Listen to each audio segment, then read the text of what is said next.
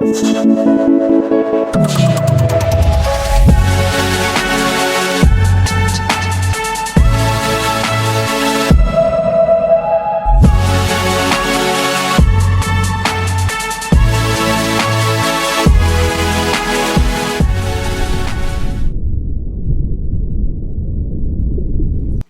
up, everybody? Welcome back to another video. Today I'm just going to show you all the animals, and it is like 8:30 in the morning and I need to let all the chickens out, so that's what we are about to do. Alright guys, so here's the chicken pen and the turkey pen. They're kind of in where that torn up tarp is. That is actually from the hurricane. I need to redo that, but you know what, I was kind of waiting until springtime just to kind of redo all these. So we are crossing the chicken fence. So this is the first coop. There's actually 10 chickens in here. Hello, turkeys. And I lock them up every night. So depending on your area, it's most likely what you'll need to do. We do have foxes and stuff here. So everyone's doing good. Ready to come out. They get excited every morning. This is their favorite time.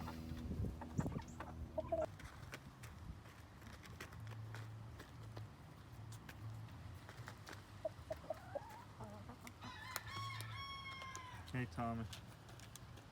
So this is my rooster, guys. He's a Rhode Island Red. He's pretty big actually. He's probably close to 12 pounds now. It's pretty heavy. And I do have 2 more roosters, but they're in the back bantam pen. And I actually let these guys free roam all day in here, the bigger chickens. And they kind of have this whole area to march and take over. I actually did have it through the whole yard at one point, but they are a little escape artists and can find their way out of anything. And before I knew it, they were in the neighbor's yard and this, that, so I don't do that anymore. And then the turkeys, I keep in the 16 by 12 enclosure. What's up, boys? Hey. So there's 2 boys in here and 2 girls. And like I said, escape artists.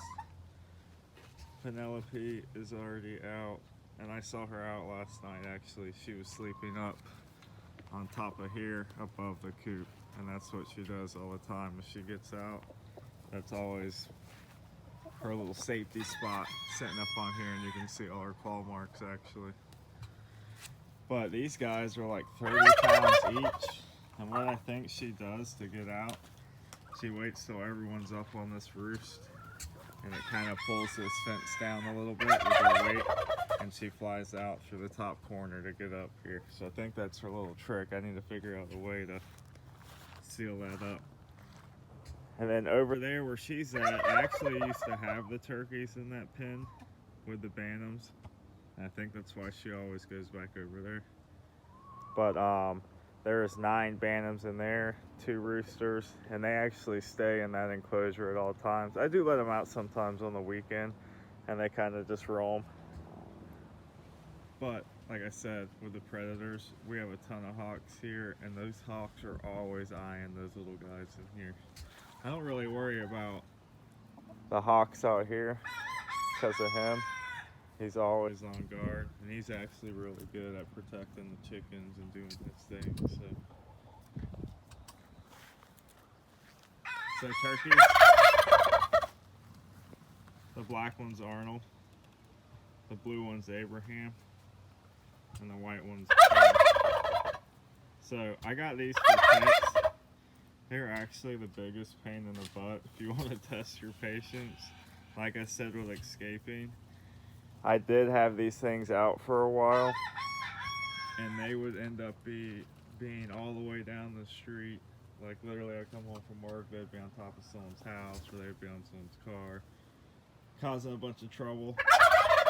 They are young. They're only like 34 weeks old, so I'm hoping by next year that they weigh enough where they won't really want to fly out of the fence and kind of roam the whole neighborhood, tearing up stuff. But some of the neighbors liked them, and some of the neighbors didn't like them in their yard. So I was like, you know what? I'm going to keep them locked up. They do come out sometimes, like on the weekends if I'm here. I'll let them out and free roam with the chickens, but I always have to watch them. I mean, I can like get them back into the pen, the set. But if you let them out of your sight for too long, before you know, they're like playing down the street. So, like I said, she's already out this morning, and it's only been daylight for like 2 hours.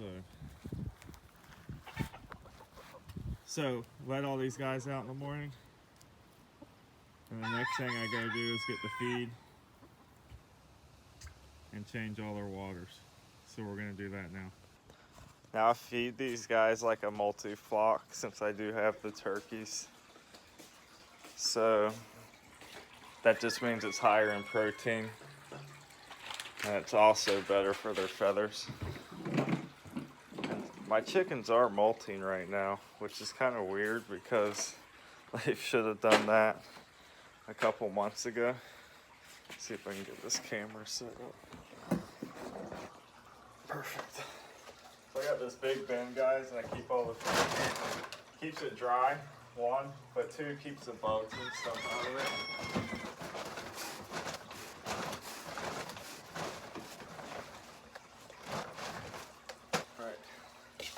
So I just use an old container, fill it with feed, take it to the feeders. All right, girls, come on. Let's go. They all run to get their food. I actually gotta crawl in here to do this. There's a bit in the butt.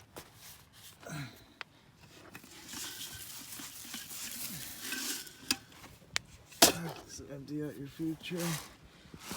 And because I'm out here every day, I don't fill it up on the inside. They scratch in here a lot and always kick dirt in it. I found I was wasting a lot of food. Pour it in like that. And then later in the afternoon, I'll come and redo it. Now, gotta do this water too. Alright, water's done. Clean. And they are set. This little tray here, I just fill with scratch grains. And that just kind of keeps them pecking throughout the day. But like I said, with the scratching, he comes in here right away and starts scratching feed and dirt around. And that's actually how they kick dirt in the water every day. So that's the main reason I have to clean it out. Other than that, it's in the shade and it usually will stay good for 2 to 3 days. If they're not kicking dirt everywhere. What?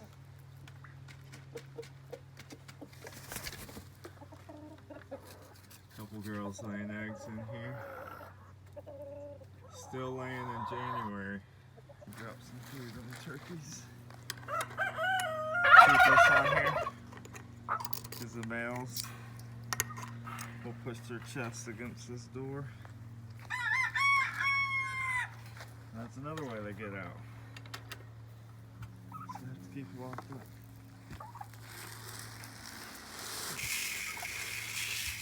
Hey boys. Come on. Come on. Come on, come on. They get really excited too, as you can see. Alright guys, now we're feeding the bantams. So like I said, I got 2 more roosters in here. Actually I lied, 3, but one's a baby, so he doesn't count yet. We got Larry, the white one, with the little fur. And then the mini Rhode Island Red here is Pebbles, and he's actually the meanest one. Actually both of these guys are mean, but we tolerate it. So I just fill these little trays up in here. And I don't pour a lot in because they always flip them and make a mess. And it's summertime when it's raining almost every day. It just makes a disaster with the food. So I come out here in the morning time, give them a little bit, and then I'll come back in the afternoon and kind of refill everything and make sure the water's topped off or whatnot. And you can see he's already ready to go. He tries to chase me out of here every time. Come on, Dobby.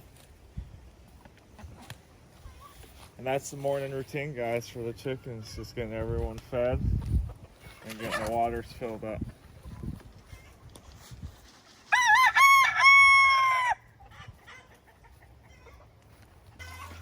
Alright guys, now we're going to feed the outside fish. So you may have saw a clip of this in the first video, but these fish actually used to be in like a 36-gallon tank inside, but they got too big. So there's an Oscar in here, a peacock bass, 2 red-tailed cats, and 1 shovel-nosed cat. And 2 turtles as well. There's a little Florida cooter in here, and a baby soft-shell turtle. And everyone does great in here. I moved them out into this tub. It's 40 gallons. We put a little live driftwood in here and shoved that elephant here, and that just helps keep the water clean. And it actually looks great. And these guys just eat Predator food stick pellets. The turtles actually really like these too.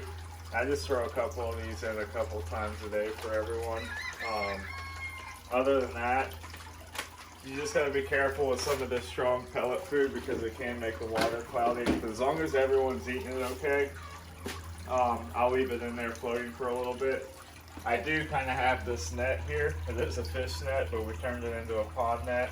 And we'll just scoop the leftover food or bugs that are out on top since it is outside. That's only been the biggest pain in the butt. I mean, this is a screened-in porch, but we keep this light on at night, and a lot of times we'll come out here and there'll be bugs or stuff in it. But other than that, everything's fine. And now we're gonna go inside and we gotta feed the saltwater fish.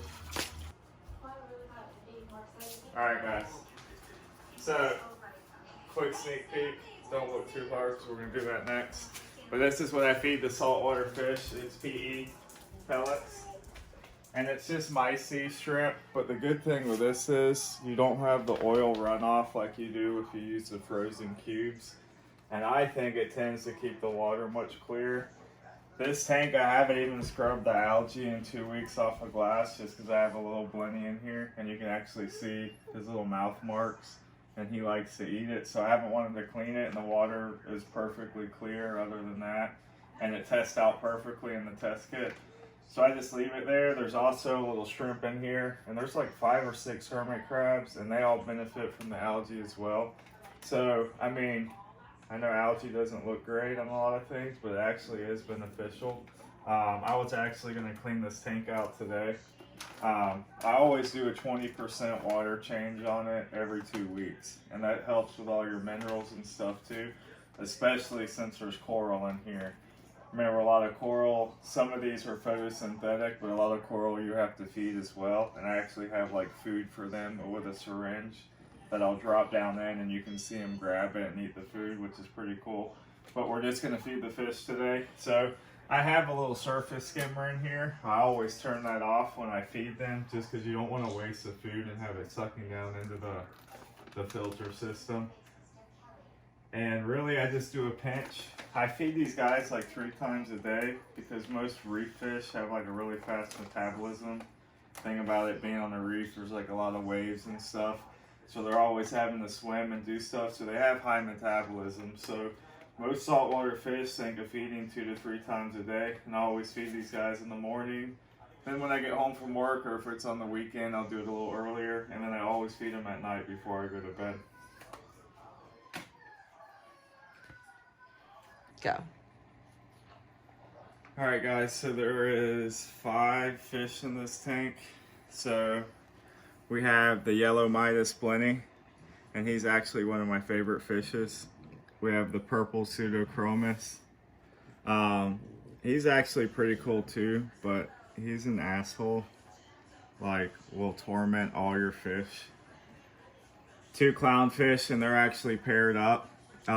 They do fine. They hold their own in this tank. The only thing I really have to worry about is the little blenny and the chromis. Sometimes they go back and forth at each other. But other than that, they do fine. The blenny has plenty of aquascape to kind of hide in. And he has holes all through those rocks where he goes in and has his little chambers. So he's perfectly fine and can get away when he needs to. And then, of course, the shrimp. He goes around on all the coral. And it's kind of a pain in the butt because you can see him now aggravating them. he'll aggravate some of the coral and get them to spit up their food or whatnot. And he does eat the fish food that I drop in, and a lot of times he'll actually swim up to the top and grab a couple pellets and float back down to it. He didn't do that today, so if he doesn't do that, he's going around and aggravating everything else, trying to get them to spit up their food. And this guy is 25 gallons. The previous tank we set up in the other video is 45, so it's a little bit smaller, and it's in that hexagon shape, which is cool. And then we got this powerful filter on it, the Flugel 406, and that thing's great. Creates a lot of flow in here. I do have an additional power head, and like I said, that surface skimmer. The only thing I can say with this tank is it being right by this window. I think that's what contributes to some of the algae growth, so I try and keep that closed up. But like I said, the fish need the algae, some of the fish in here.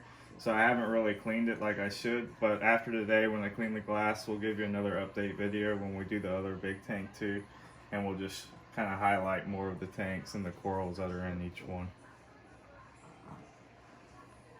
Alright guys, so the last thing we have to feed is our 2 betta fish, and we actually named them Raja and Squishy. And they eat these Vibrobites. It kind of is good for their color, and they seem to like it a lot. They'll actually like Kelsey's fish will actually almost jump out of this tank and bite it out of your hands. Mine does sometimes too, but they're kind of crazy and aggressive. But feed them once a day. Be careful if you have betta fish. They can get obese fairly quick because they don't swim that much. They're just kind of sitting there. This is a 5-gallon tank, and we do have a divider in the center, so we're able to keep both of them in one space. And there's a filter up top. So unlike your normal betta fish tank, this thing stays clean. Like this is 5 weeks old, and we've never done anything. All I did was add bacteria to it and to the filter, and it stays like pristine, so it looks great. So guys, be sure to like everything, subscribe to the channel, and then look out for the next video. Thanks for watching.